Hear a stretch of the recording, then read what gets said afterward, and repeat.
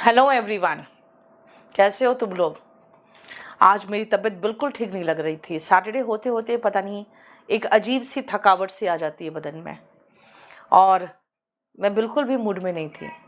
तो मैंने कहा कि आप लोग क्लास को कल कर दो। तो मैं लेटे लेटे देख रही थी, एक मैसेज आया कि मैं पूरा दिन भर इंतज़ार करती हूँ और आप डेट चेंज कर देते हो, कुछ ऐसे करके एक मैसेज आया कि पूरा दिन भर इंतज़ार करती हूँ और आप क्लास नहीं लेते हो। तो मुझे लगा कि जब बच्चे इंतज़ार करते हैं तो जाना चाहिए। तब मैंने कहा एक काम करो, क्लास लाइव करो, मैं आ रही हूँ। चलिए, थोड़ा लेट हो गया इसी चक्कर में, क्योंकि 10:02 तक तो मुझे था ही नहीं कि मैं लूँगी। और इन लोगों ने क्लास हाइड नहीं किया, इन्होंने 24 घंटे के बाद 16 तारीख का डेट लगा दिया था। सॉरी, मैं आ गई। चलो अब पढ़ते हैं। बेटा, मैंने टेंस खत्म कराया था, याद है ना। और फिर वॉल्यूम 1 से सारा क्वेश्चन भी करवा दिया था। आप लोग कम से कम सेशन को लाइक तो कर दो, शेयर कर दो, कम से कम व्यूज़ अच्छे रहें और चैनल भी सब्सक्राइब कर दो, तो एक मोटिवेशन सा भी बनता है। नहीं, मोटिवेशन अगर आप करते रहोगे, देते रहोगे, तो टीचर्स भी मोटिवेटेड रहते हैं और फिर उनका भी इच्छा होती है। वरना सैटरडे तक मैं भी कहती हूँ, अरे यार इतना क्लास लिया, वो सब पहले देखे ना बच्चे, फिर करेंगे। चलिए, थर्ड चैप्टर में आती हूं मैं, कंडीशनल सेंटेंस में। बेटा, कंडीशनल का मतलब होता है कंडीशन से बना है, एडजेक्टिव कंडीशनल। कंडीशन का मतलब होता है शर्त। शर्त वाले वाक्य कंडीशनल सेंटेंस में आते हैं। और शर्त का मतलब क्या, देखो, अगर मैं डॉक्टर होती तो मरीजों की सेवा करती। मतलब भाई डॉक्टर होती तब ना सेवा करती, मतलब नहीं कर सकती हूँ। शर्त है सेवा करने में, क्या, डॉक्टर होती तो। अगर मैं दिल्ली आऊंगी मैम तो आपसे मिलूंगी, यानी आप मेरे से मिलने की इच्छा रखते हो, लेकिन एक शर्त है, क्या, कि दिल्ली आऊंगी तब मिलूंगी। मान लो अगर आप पास्ट की बात करोगे, अगर मैं दिल्ली आई होती तो आपसे मिलती, यानी दिल्ली आई होती पास्ट तब मिलती, है ना। यानी पास्ट हो या प्रेजेंट हो या फ्यूचर हो, अगर आपका सेकेंड एक्शन किसी एक्शन यानी फर्स्ट एक्शन पर निर्भर करे, तब वाक्य कंडीशनल सेंटेंस कहलाता है, जो मैंने लिख दिया है। शर्त वाले वाक्य कंडीशनल वाक्य कहलाते हैं। Sentences that comprise a condition are called conditional sentences. इसमें बेटा दो क्लॉज होंगे। अब क्लॉज कैसा, क्लॉज देखो ध्यान से। बेटा, क्लॉज क्या होता है वो भी मैं बता दूं, और एक छोटे से शब्द में आपको सिखा दूं क्लॉज क्या होता है। क्लॉज का मतलब होता है ग्रुप ऑफ वर्ड्स, जो या तो इंडिविजुअली लो तब भी मीनिंगफुल होगा, और किसी दूसरे सेंटेंस का भाग बन जाए तो भी मीनिंगफुल है। जैसे आई वर्क हार्ड एक सेंटेंस, आई विल सक्सीड बेटा दूसरा सेंटेंस, और ये दोनों को मिला दिया, if I work hard I will succeed, देखो एक कंडीशनल सेंटेंस बन गया। कंडीशनल सेंटेंस में जो दो क्लॉसेस होते हैं ना, उनका नाम क्या है। एक का नाम है प्रिंसिपल क्लॉज। भाई अगर मैं कहूं कि अगर मैं मेहनत करती तो, फिर आप पूछोगे ना भाई उससे क्या होता। आई विल सक्सीड, अगर मैं मेहनत करूंगी तो मैं सफल हो जाऊंगी, यानी मेन मुद्दा तो सफलता है। यही है मेन क्लॉज, जिसको आप कहते हो principal clause, right. If I work hard, बेटा ये भी आई वर्क हार्ड भी तो एक सेंटेंस है। आई वर्क हार्ड सबऑर्डिनेट क्लॉज है, जिस पर ये प्रिंसिपल क्लॉज निर्भर है। देखो, मेहनत करोगे तभी तो सफल होगे, तो सफल होना मेहनत करने पर निर्भर करता है।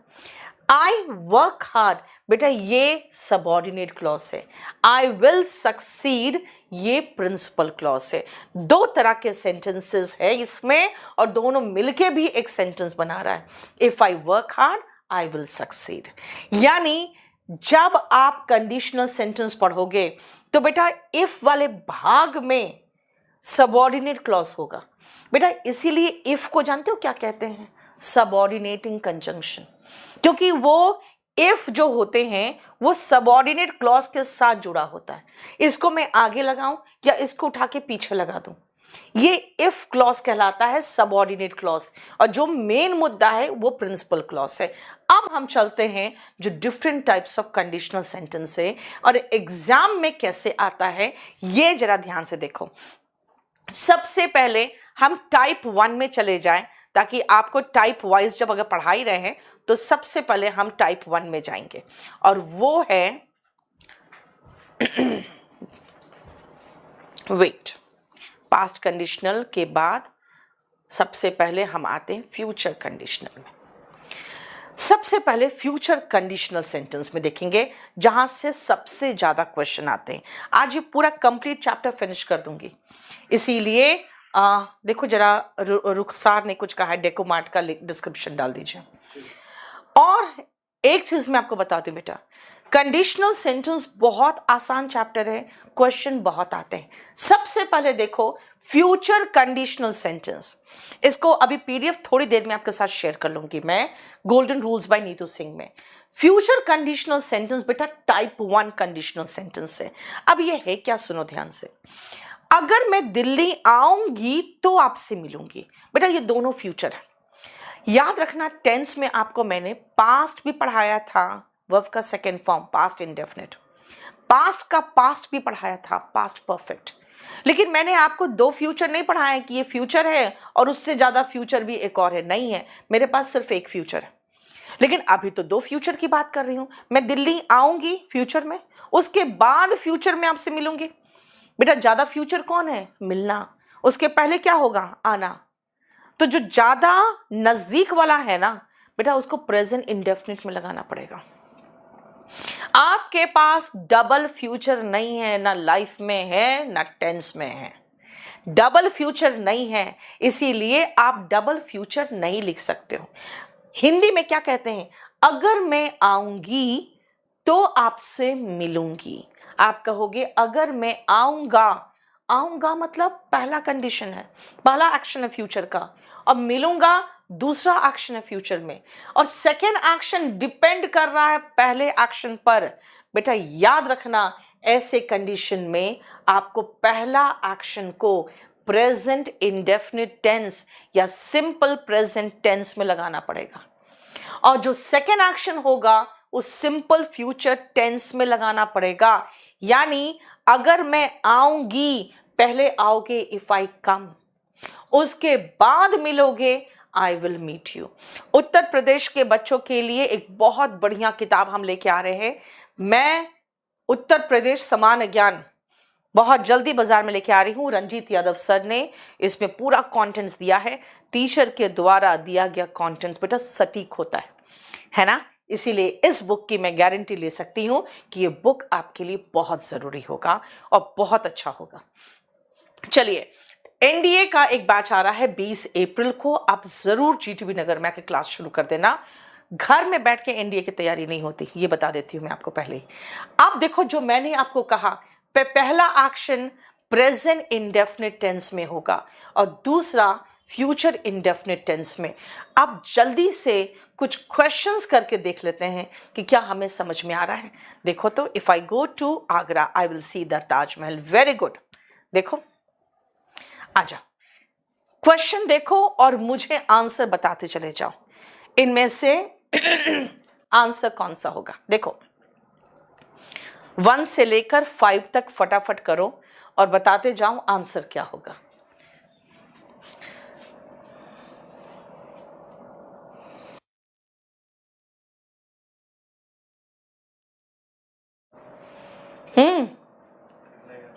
बेटा स्पोकन का क्लास कल मैं लूंगी, एक स्पोकन का क्लास जरूर लेना चाहिए मुझे, पिछले सप्ताह भी नहीं लिया था, कल मैं ले लूंगी। बेटा गोल्डन रूल्स का सारा क्लास एक हमने कर दिया है, एक जगह पे प्लेलिस्ट बना दिया है। बताओ तो क्या होगा।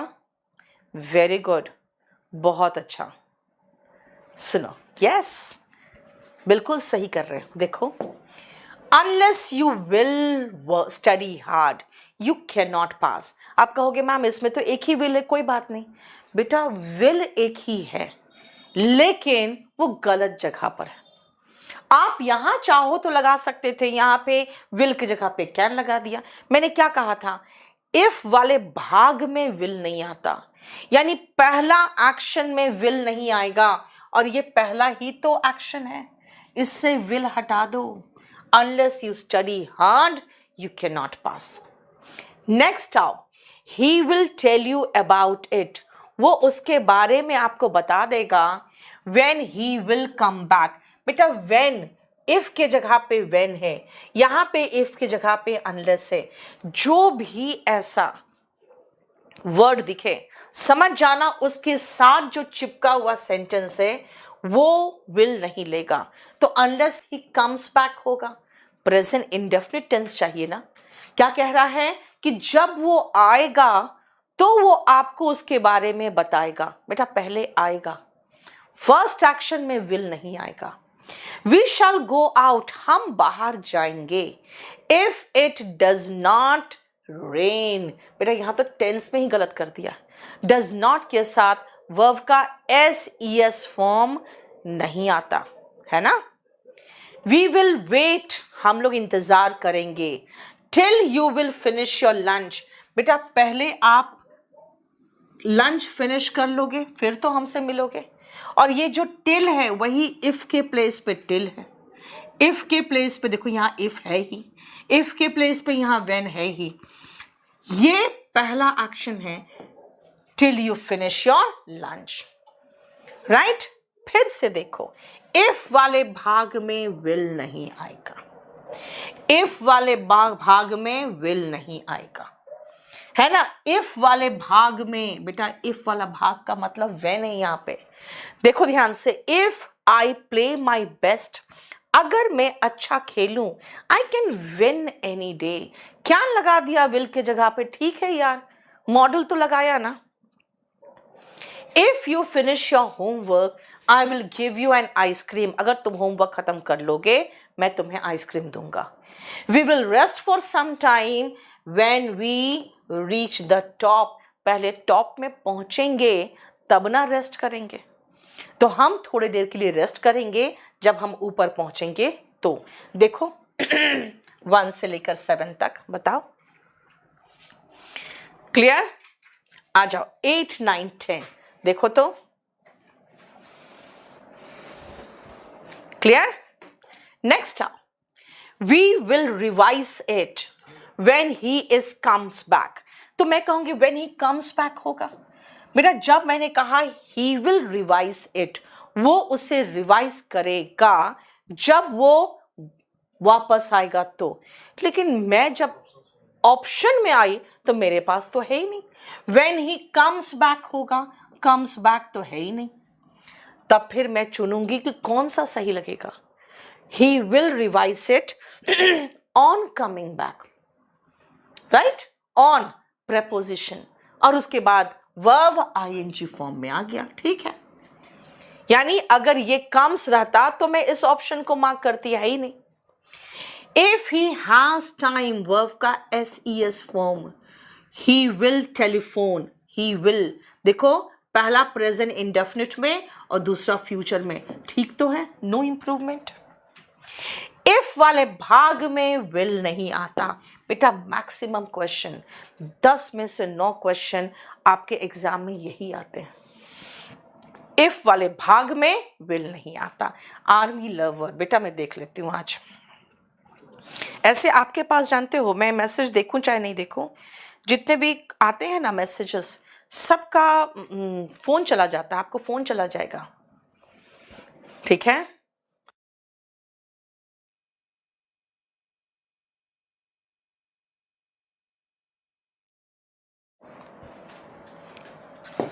चलो, ये आपका टाइप 1 है. टाइप 1 कौन सा है. टाइप 1 बेटा टाइप 1 बार बार क्यों बोल रही हूं मैं, हमें तो बोलने की जरूरत ही नहीं है टाइप 1. लेकिन हाँ टीजीटी, ठीक है, पीजीटी के एग्जाम में वो टाइप वाइज भी पूछ लेते हैं. एक फ्यूचर का कंडीशनल सेंटेंस दे देंगे, बोलेंगे टाइप 1 है, टाइप 2 है, टाइप 3 है, कौन सा टाइप है. तो इसीलिए मैंने आपको लिख दिया.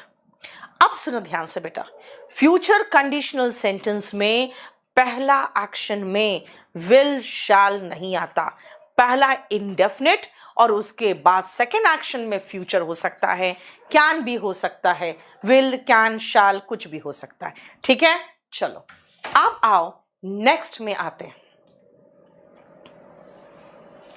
Present conditional sentence.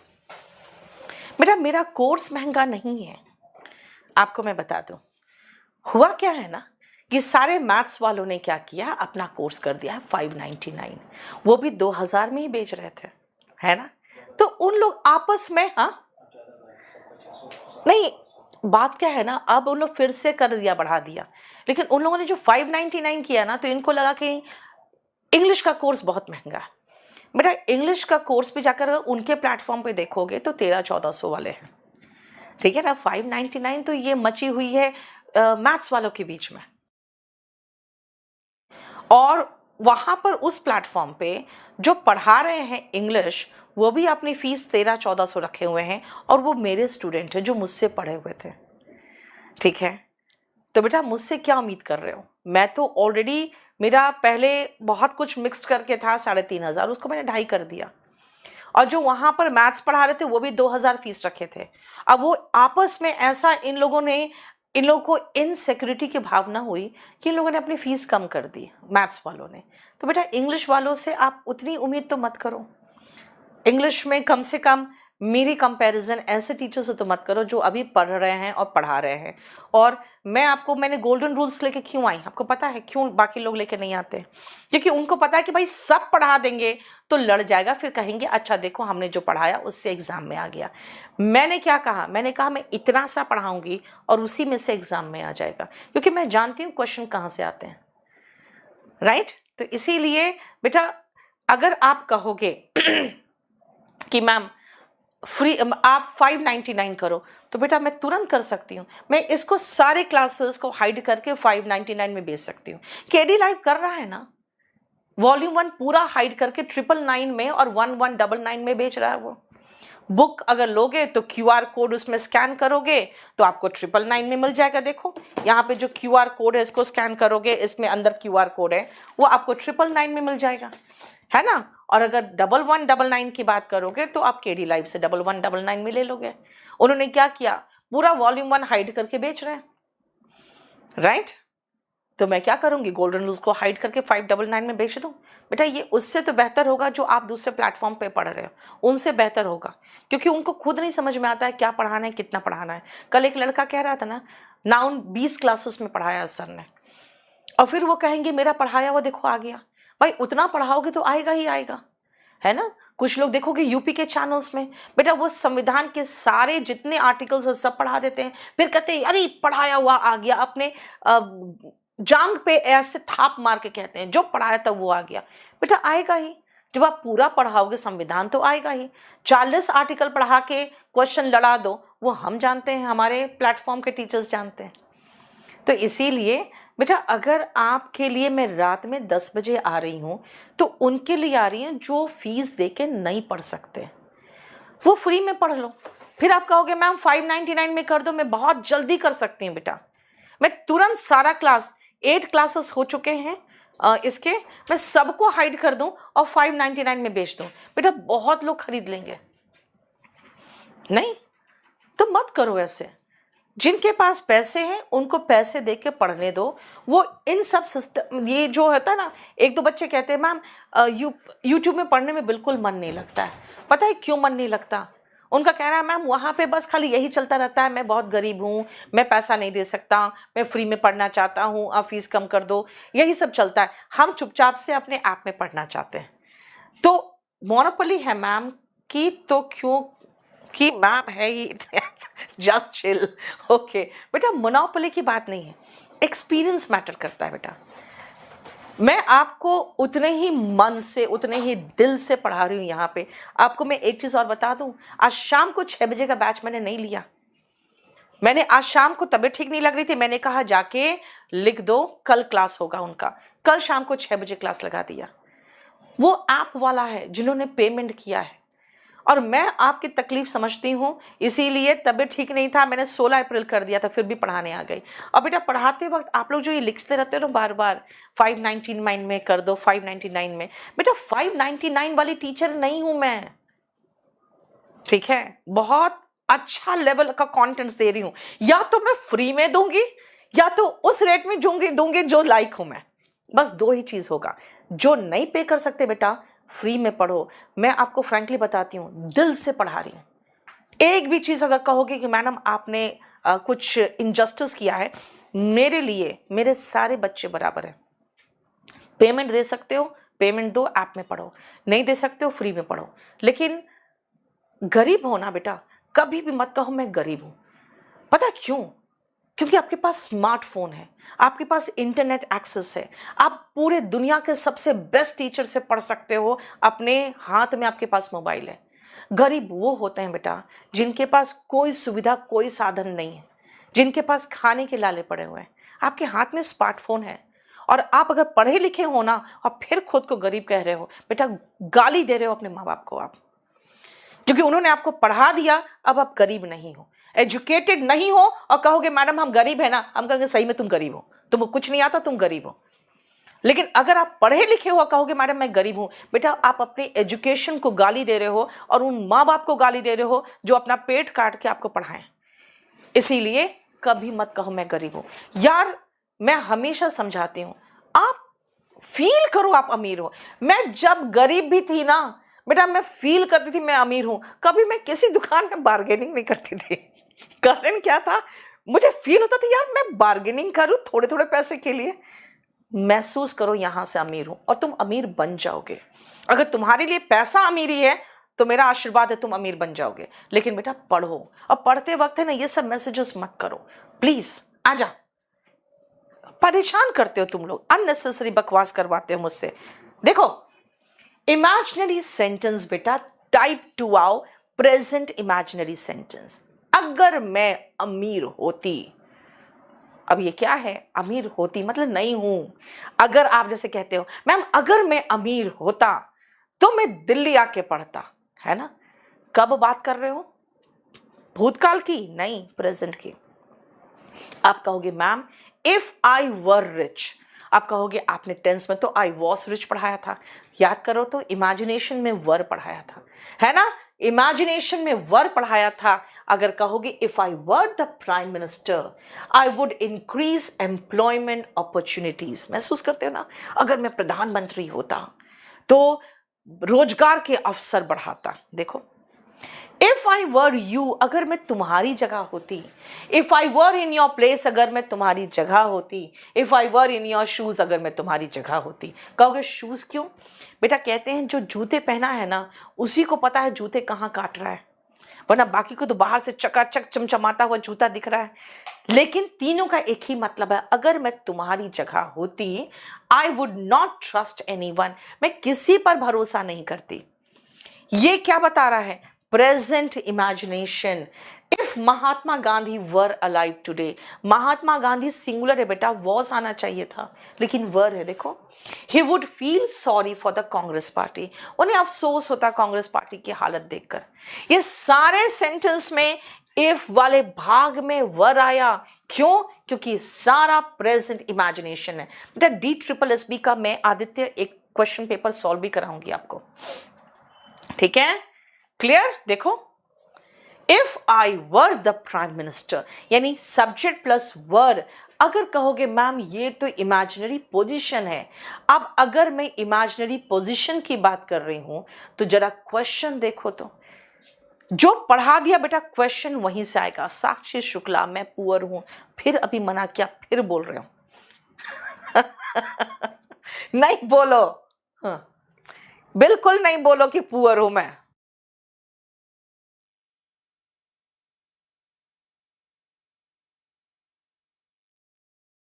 चलो देखो तो जरा, यूपीएससी के लिए बेटा कंपल्सरी इंग्लिश लोगे। ईपीएफओ तो आपको कोई भी स्पेशल बैच लोगे बेटा हो जाएगा। चलो देखो तो, आजा। आई विश, काश, आई एम नहीं यार, आई वर। क्यों कह रहे? काश मैं दुनिया का सबसे अमीर व्यक्ति होता। कंडीशनल सेंटेंस अभी पढ़ाया नहीं इसमें तो सिर्फ मैंने बताया है काश में होता, प्रेजेंट इमेजिनेशन। Okay fine. अगर अमीर हो जाते तो क्या करते? If I am a millionaire, if he were a millionaire, कोई भी सब्जेक्ट हो बेटा, इफ वाले भाग में वर्ड लगाओगे। He would help the millennium project. देखो इसका स्ट्रक्चर देखो जरा ध्यान से। इफ वाले भाग में सब्जेक्ट प्लस वर है ना, प्लस सेकेंड भाग में ही वुड प्लस वर्ब का बेस फॉर्म है। बेटा ये जो स्ट्रक्चर है ना, इसको रट्टा मार लो। इफ वाले भाग में सब्जेक्ट प्लस V2 किसको छोड़कर? वॉज को छोड़कर। तो सेकेंड भाग में वुड प्लस वर्ब का बेस फॉर्म होगा। आ जाओ, I would accept the offer, मैं वुड प्लस वर्ब का base form offer. If I were you, were मतलब बिल्कुल तो सही है, इफ वाले भाग में वर है यानी कि नो एरर।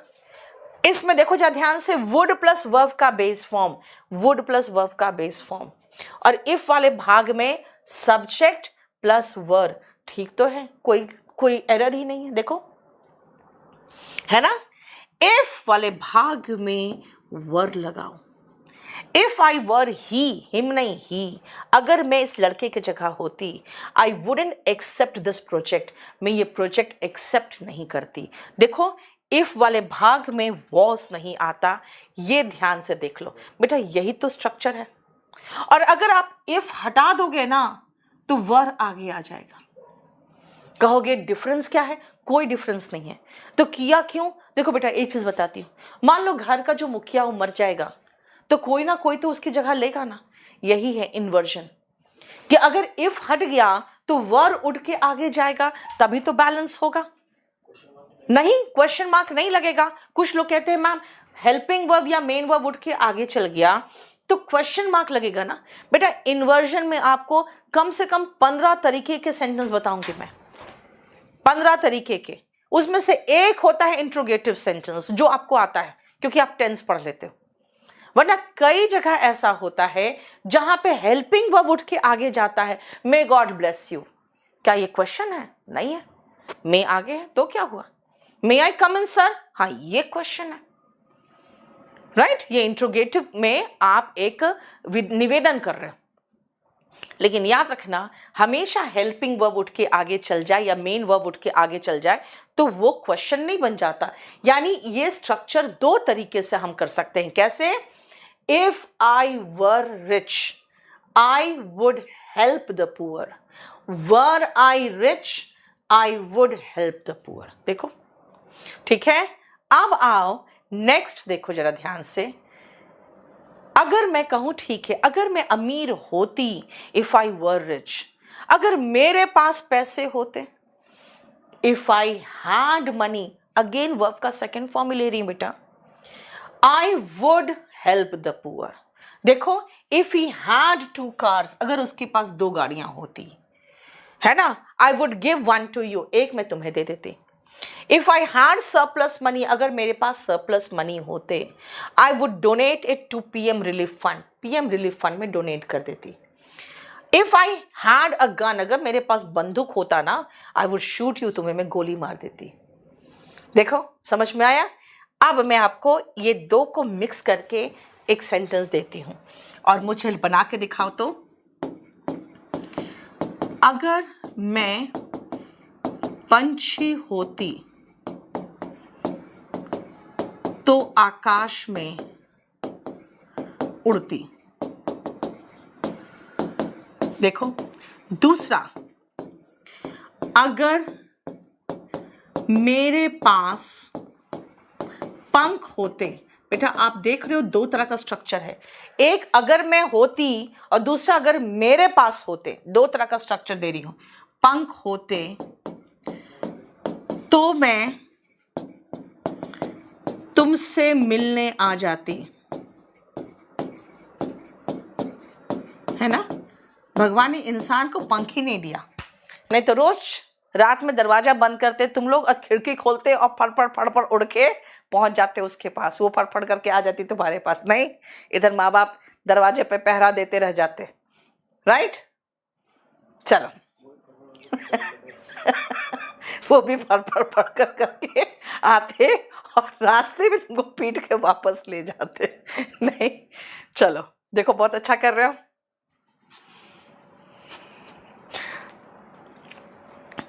मैं जीप ट्रिपल एसबी का एक पेपर डिस्कस करूंगी, बहुत सारे बच्चे हैं जो मांग रहे हैं। एनडीए का ऑफलाइन फ़ी क्या है बेटा, मुझे पता नहीं सच कहूँ तो। आप रिसेप्शन में आओ, वहाँ पे बात करो, ठीक है, वो सारा सब कुछ सिखा देंगे, वो आपको बता देंगे। देखो, अगर मैं पंछी होती बेटा, इसी स्ट्रक्चर में याद रखना, हमको वर्ब का सेकेंड फॉर्म चाहिए। खाली एक ही तो मना कर रही हूँ, वर्स नहीं लगाओ, बाकी कोई भी V2 लगा दो। अगर मैं कहूँ मैं पंछी होती, यानी बेटा इमेजिनरी पोजीशन की बात कर रही हूँ। एक लिख रहा है पापा की परी। बेटा पापा की परी वो होती है, तुम मम्मी के मगरमच्छ होते हो। तुम लोग का नाम मैंने यही रखा है, मम्मी के मगरमच्छ, है ना, मम्मी को मूर्ख बनाते फिरते हो। If I were a bird, देखो मैं आकाश में उड़ती, आई वुड प्लस वर्ब का base form, I would fly in the sky. If I were a bird I would fly in the sky. अगर मेरे पास पंख होते, इफ आई हैड विंग्स, देखो अगर मेरे पास पंख होते, देखो तो मैं तुमसे मिलने आ जाती, आई वुड, देखो इफ आई हैड विंग्स, है ना, I would come, I would कम, क्या करने, टू मीट यू। देखो राइट, कोई भी V2 चलेगा बेटा, कोई भी V2 चलेगा वॉस को छोड़कर, कोई भी V2 चलेगा वॉस को छोड़कर, ठीक है। ऑफलाइन बैच में आ सकता हूँ क्या, कुछ टॉपिक्स बचे हैं। हाँ, ऑफलाइन बैच में, ऑफलाइन में एडमिशन लिया तो ऑफलाइन में आओगे यार, ऑनलाइन में एडमिशन लिया तो ऑनलाइन में आओगे। हाँ अच्छा 95 था, तो 95 वाले बच्चे तो आ सकते हैं यार, ऑफलाइन वाले बच्चे हैं, आप मेरे बैच में आ जाना, कोई इश्यू नहीं। चलो, ये आपका हो गया प्रेजेंट इमेजिनेशन। बेटा प्रेजेंट इमेजिनेशन में दो बताया मैंने, मैं और बता दूं, लो अगर कहोगे मैडम आप बहुत भारी भरकम हो गई हो, मैं कहूँगी यार मैं गलत प्लैनेट पे ही हूँ, है ना। अगर मैं खाली इस प्लैनेट को छोड़ के थोड़ा सा खिसक के पैदा होती मून पर, if I lived on the moon I would way only 10 kgs, 1/6 तो हो ही जाती ना। तो देखो फिर आप क्या कहोगे, हाँ मैम निश्चिंत रहो, if you lived on the moon, यानी वर्ब का सेकेंड फॉर्म, कब लिव्ड बेटा, प्रेजेंट इमेजिनेशन है, वुड प्लस वर्ब का बेस फॉर्म, बेटा वेट जो होता है ना नाउन होता है, वे की बात कर रही हूं, है ना।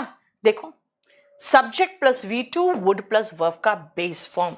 बेटा मैंने क्या कहा, सब कुछ भूल जाओ, इफ वाले भाग में वॉस नहीं आएगा, बस कोई भी V2 लगा दो, और सेकेंड भाग में वुड प्लस वर्ब का बेस फॉर्म। ध्यान से देखो, इफ यू प्लस वर्ब का second form, would plus verb का बेस फॉर्म, हो गया क्लियर। इफ प्लस वर्ब का second form, would plus, would कहाँ है, अरे वुड ही नहीं है, वुड लो, समझ में आ गया।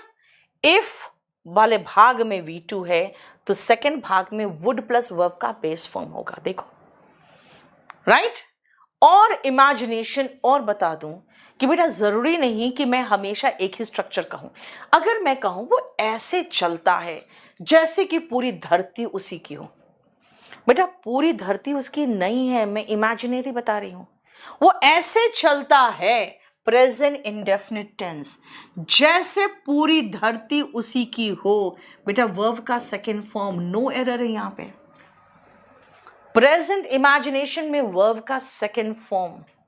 देखो अगर मैं कहूं it is time, it is high time, बेटा वो भी तो प्रेजेंट इमेजिनेशन बता रहा था टेंस में, जिसमें मैंने कहा था आपको कि it is time, it is high time के बाद अगर सब्जेक्ट दिखाई दे तो एक्सक्यूज मी वर्ब का सेकेंड फॉर्म लगाइए, वही तो था डिड।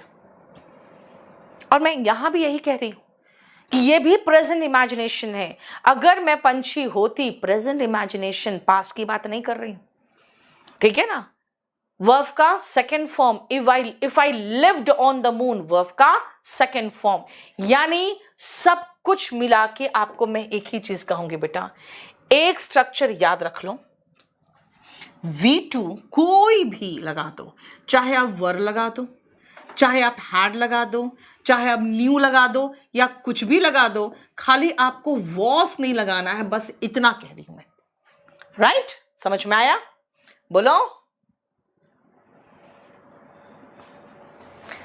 अमन कुमार कह रहा है आपकी ऑफलाइन कोचिंग कहाँ है यार, तुम लोग तो इतनी भारी बेइज्जती कर रहे हो यार। केडी कैंपस नाम का एक कोचिंग है ना, पटना में है, जयपुर में है, दिल्ली में 6 जगह पर है, रोहतक में है, राइट। फिर केडी कैंपस, और हमारा ऑफलाइन के अलावा ऑनलाइन केडी लाइव है। देखो,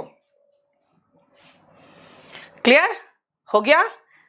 ये देखो, मैरी वुड प्लस वर्ब का बेस फॉर्म, तो इधर सब्जेक्ट प्लस V2 होगा ना, सब्जेक्ट प्लस V2 और वुड प्लस वर्ब का बेस फॉर्म। देखो क्या होगा, वेंट। यानी आपको मैंने 2 स्ट्रक्चर सिखाया, जो 2 स्ट्रक्चर सिखाया है उसको आपको याद रखना है कि वो कौन सा 2 स्ट्रक्चर है। बेटा मैंने आपको जो समझाया है वो देखो क्या समझाया। पहले आपको 2 स्ट्रक्चर पुख्ता कर लूं, उसके बाद आगे पढ़ूंगी। सिर्फ 3 स्ट्रक्चर में पूरा कंडीशनल सेंटेंस बेटा खत्म है, फिनिश्ड है। देखो ध्यान से, मैंने आपको जो 2 स्ट्रक्चर सिखाया, एक पहले बताया कि इफ वाले भाग में विल शैल आपको नहीं दिखेगा, ठीक है। इफ वाले भाग में विल शैल नहीं आएगा।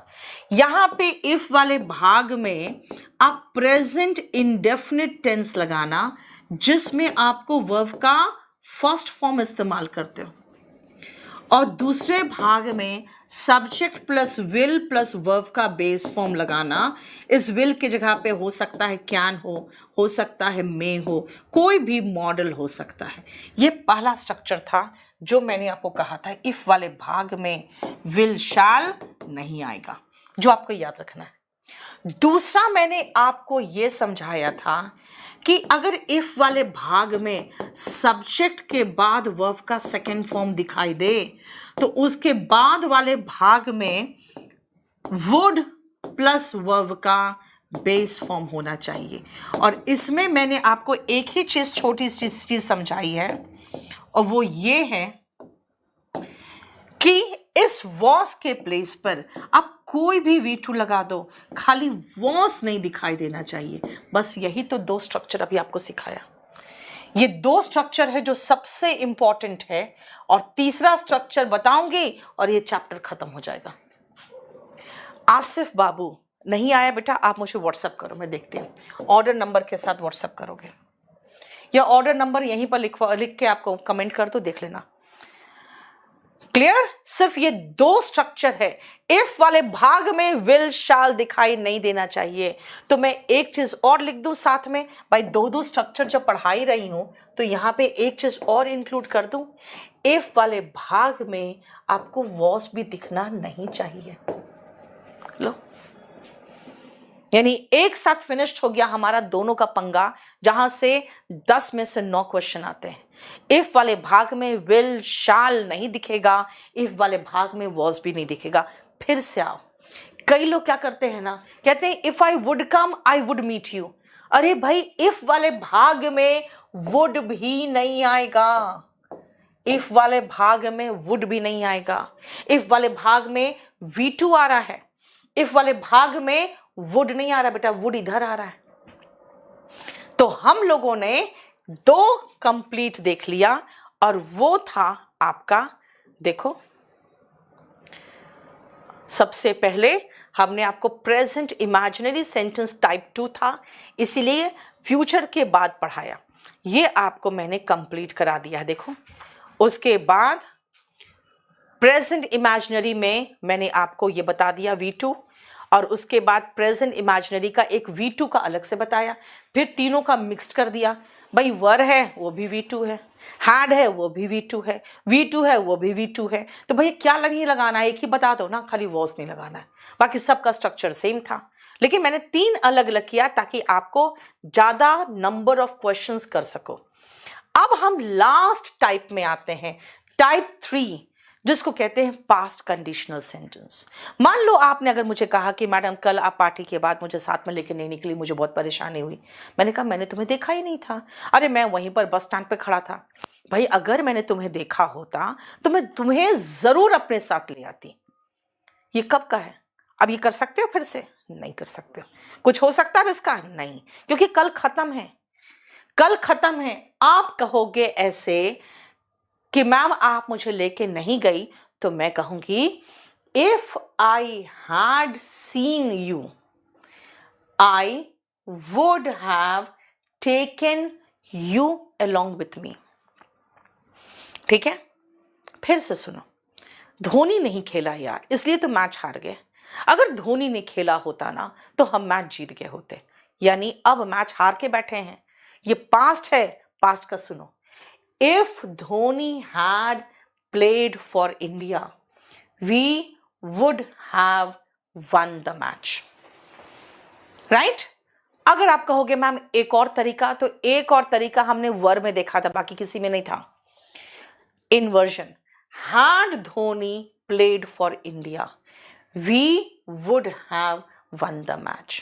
बेटा ये अभी के लिए नहीं है, प्रेजेंट इमेजिनेशन नहीं है, ये फ्यूचर के लिए नहीं है, ये पास्ट के लिए जो खत्म है, अब तक नहीं, अब खत्म है। अगर मैं कहूं अगर धोनी ने खेला होता, मतलब नहीं खेला, मैच खत्म है। अगर मैंने तुम्हें देखा होता, नहीं देखा, वो खत्म है। मैंने तुम्हें लिफ्ट नहीं दिया। समझ में आया? देखो ध्यान से, इसी स्ट्रक्चर को ध्यान में रखते हुए बेटा आप ये क्वेश्चन नंबर थोड़ा गलत हो गया है, देख लेना। ठीक है,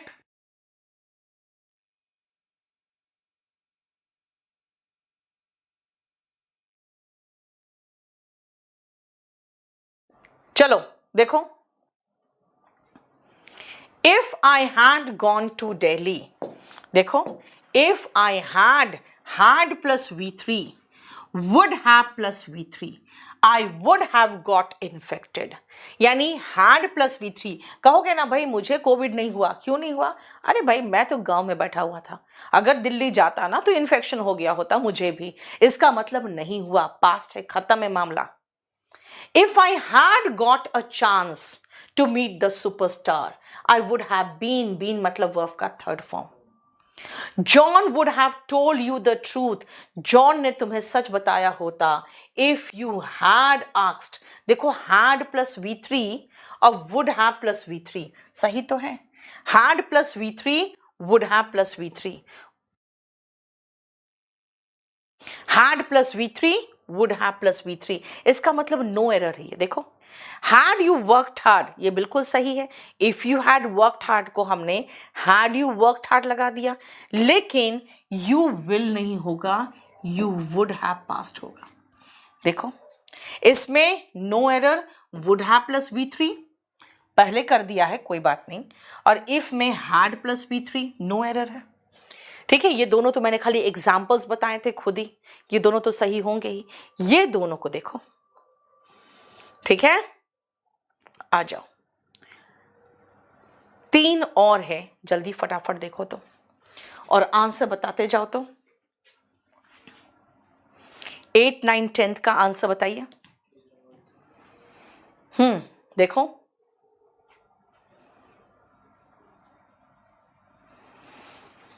मेरा न्यू बैच नंबर 40 आया हुआ है, अगर चाहो तो वो ले लो, नहीं तो बैच नंबर 39 भी ले सकते हो गया। देखो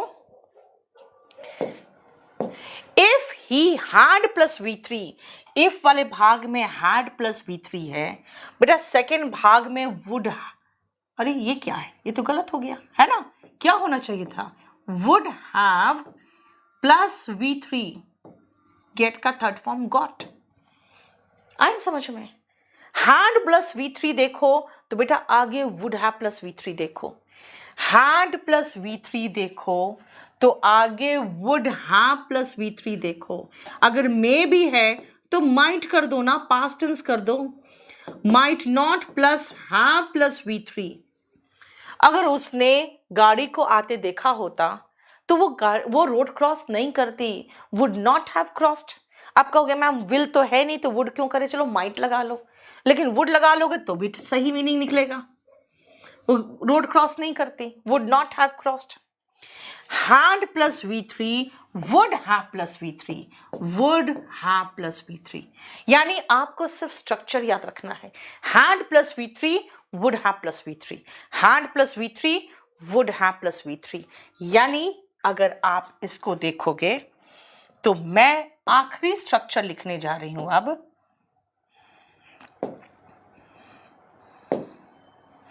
और वो स्ट्रक्चर है पास्ट का had प्लस V3, आगे सब्जेक्ट के बाद would have प्लस V3। ये तीन है। पहला फ्यूचर कंडीशनल का सेंटेंस है, फ्यूचर कंडीशनल है, देखो। दूसरा प्रेजेंट कंडीशनल है,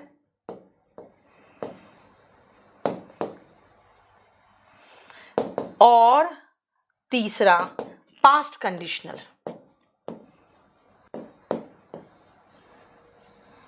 देखो, अगर मैं इसी एक को, जो आपने कहा ना अमीर वाली बात, तीन तरीके से कह सकती हूं। देखो, अगर मैं अमीर बन जाऊंगी तो तुम्हारी सहायता करूंगी।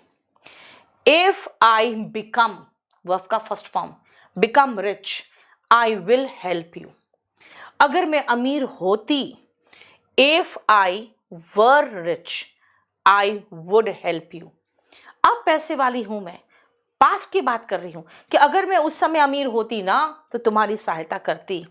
If I had been rich, I would have helped you। देख लिया, प्रेजेंट में अगर मैं अमीर होती तो, फ्यूचर में अगर मैं अमीर बन जाऊंगी तो, और पास्ट में अगर मैं अमीर होती उस समय तो तुम्हारी सहायता कर दी होती। देखो, क्लियर? बेटा कौन सा बैच लेंगे अभी रुक जाओ, पहले मुझे खत्म करने दो, उसके बाद आपको बता दूंगी, ताकि सब लोग पहले पढ़ ले, ठीक है? अब आओ, बस एक छोटा सा और स्ट्रक्चर देख लो, बाकी ऐसे कोई जरूरी नहीं है ये, ठीक है? एक छोटा सा और स्ट्रक्चर देख लो, और इसके बाद हमारा देखो, एक क्लास में कंडीशनल सेंटेंस का जो तीन स्ट्रक्चर आता है, बेटा मैं ये कहूंगी आपको, एक चीज सजेस्ट करूंगी, इसको आप इसका पिक ले लो, स्क्रीनशॉट ले लो इसका। एक ही जगह पे पूरा निचोड़ है ये पूरा निचोड़ एक ही जगह पे है कि जो आपको तीन चीज सिखाया, इफ वाले भाग में विल शैल नहीं आता, इफ वाले भाग में वॉस नहीं आता, इफ वाले भाग में वुड नहीं आता, इफ वाले भाग में V1 दिखाई दे तो आगे विल या कैन प्लस वर्ब का बेस फॉर्म, इफ वाले भाग में V2 दिखाई दे तो बेटा आगे वुड प्लस वर्ब का बेस फॉर्म, इफ वाले भाग में हैड प्लस V3 दिखाई दे तो आगे वुड हैव प्लस V3, ठीक है? बट फॉर योर हेल्प, बेटा इसका कहना है तुम्हारे हेल्प के बिना, without your help, but for का मतलब है विदाउट, ठीक है? इसका मतलब है without. I would have failed, मैं फेल कर गया होता, इसका मतलब क्या है? If you had not helped me. दूसरा, but for his timely arrival, उसके समय से अराइवल के बिना पेशेंट वुड हैव डाइड, मरीज मर गया होता। यानी अगर पेशेंट का अराइवल, अगर टाइमली अराइवल नहीं होता डॉक्टर का, तो देखो बट फॉर का मतलब निकल रहा है विदाउट। ये एक स्ट्रक्चर और है जहां पे इफ वाले भाग को छोटा करने का तरीका है कि बट फॉर का मतलब क्या निकल रहा है यहाँ पे, if your help, if you had not helped. अब इतना बड़ा लिखने के बदले में वो लिख दिया बट फॉर योर हेल्प, तुम्हारे हेल्प के बिना। लेकिन कोई बहुत बड़ा ये स्ट्रक्चर नहीं है और ये इंपॉर्टेंट नहीं है ज़्यादा। जो तीन स्ट्रक्चर इंपॉर्टेंट था वो मैंने आपको ख़त्म करा दिया, ठीक है? अब आप पूछो क्या क्या पूछना है। अरुण अग्रवाल, बेटा वोकैबुलरी जो 36 में है ना, उसमें 20 शीट्स है, वो मैं कराती हूँ।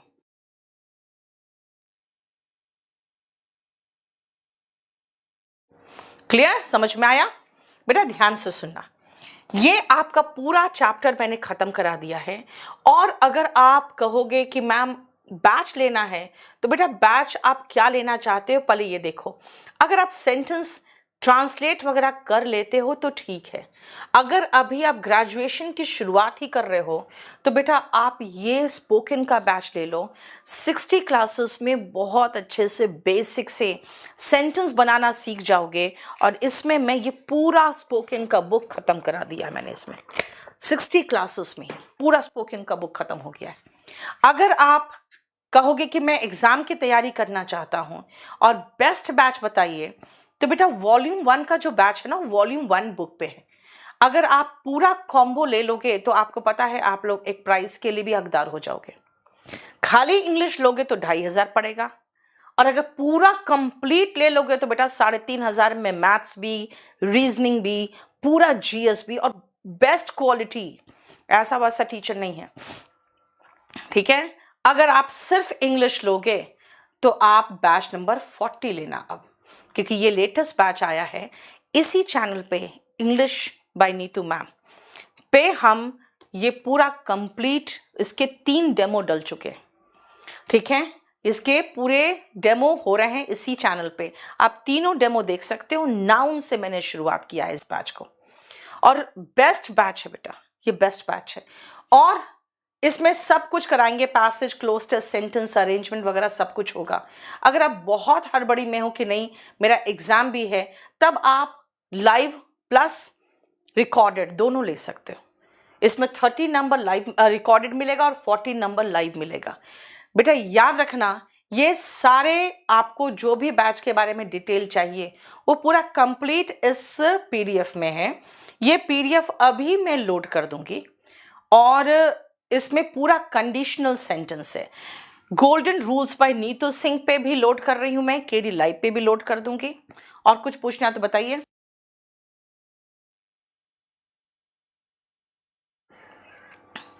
चलिए, और मैं बता दूं, मैं बहुत ज़्यादा आपको गाइड नहीं कर पाती हूँ।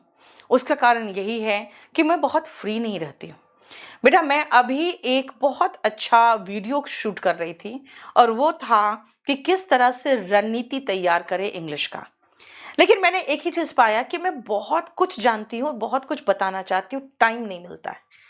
तो इसमें हम अपने ही टीम में इंक्लूड करने जा रहे हैं मयंक यादव को, जो आपको बहुत अच्छे से एकदम बिल्कुल जो जो रूट लेवल है ना, वहां से इंफॉर्मेशन लाके देंगे। और उनका कहना है कि मैम आप मेरा 1,000 सब्सक्राइबर कर दीजिए ताकि मैं लाइव हो सकूं, और लाइव अगर हो जाऊंगा मैं तो बच्चों को मुखर्जी नगर मार्केट के चप्पे चप्पे से वाकिफ करूंगा। वो घर में बैठ के पढ़ेंगे तो भी उनको लगेगा कि हम मुखर्जी नगर में बैठे हुए। देखो बेटा, बनारस जाके पूजा करना और घर से पूजा करना दोनों में डिफरेंस है ना। जैसे मैंने देखा था, बनारस में मैं 2 साल रही थी, एक से एक बदमाश लड़का भी बेटा टीका जरूर लगाता तो मंदिर के आगे नतमस्तक जरूर होता था, क्योंकि वो माहौल जो होता था ना, वो उसको भगवान के प्रति श्रद्धा पैदा कर देता था। मुखर्जी नगर भी वैसा ही है। आप चाहे जितने भी बिगड़े हुए होगे, मुखर्जी नगर आओगे तो पढ़ना तो शुरू कर दोगे। तो अभी वो मुझसे यही पूछ रहा है कि क्या मैं अपने चैनल का लिंक डाल दूं। आज ही उसने चैनल बनाया है, और वो लिंक पिन कर दिया आपने, उन्होंने पिन कर दिया है वो लिंक। आप उसको सब्सक्राइब कर लेना। कल से वो आपके लिए बहुत बढ़िया गाइडेंस में, क्योंकि मेरा ही गाइडेंस रहेगा बेटा, मैं अपनी टीम को और बड़ा करूंगी, और आपको जो भी चाहिए, जैसा भी इंफॉर्मेशन चाहिए मुखर्जी नगर से, एकदम जिसको कहते हैं ग्राउंड जीरो से, आपके लिए बिल्कुल लाइव लेके आएंगे। लेकिन मैं इस चैनल पे और कुछ लेके नहीं आऊंगी। मैंने केडी लाइव में बहुत ज़्यादा एक्सपेरिमेंट कर दिया था, तो वहाँ पे बच्चे मुझे ढूंढते रह जाते थे। तो मैंने कहा ना भाई, मैं अपने चैनल में तो कुछ करने नहीं दूंगी, इसमें सिर्फ इंग्लिश, सिर्फ इंग्लिश। वो आप चैनल सब्सक्राइब कर लेना। पता नहीं मयंक भैया नाम से बनाए हो ना, चलिए ठीक है। अच्छा यूपी वाले, तुम यूपी से हो तो यूपी को भुनाओगे यार। हाँ चलिए, मैं ये अभी पीडीएफ तुरंत ही शेयर करूंगी। बेटा अपना ध्यान रखना और बताइए, और उस चैनल को मयंक भैया को सब्सक्राइब कर लो, उसने पिन कर दिया है। वो जल्दी ही आपके लिए मुखर्जी नगर से सारी इंफॉर्मेशन लेके आएंगे। और वहाँ नीचे कमेंट पे लिख देना कि आपको किस किस तरह के इंफॉर्मेशन चाहिए। इंग्लिश का तो मैं छोड़ूंगी नहीं, इंग्लिश का सारा इंफॉर्मेशन मैं दूंगी। इसके अलावा क्या क्या इंफॉर्मेशन चाहिए आप उसे बताओ, ग्राउंड जीरो से वो आपको सब इंफॉर्मेशन ला के देगा। चलो thank you so much. KD live app को डाउनलोड कर लो और वहाँ पे नीतू मैम्स बैचेस जो है उसको देखो और जो मर्जी आप ले लो। Thank you so much, good night.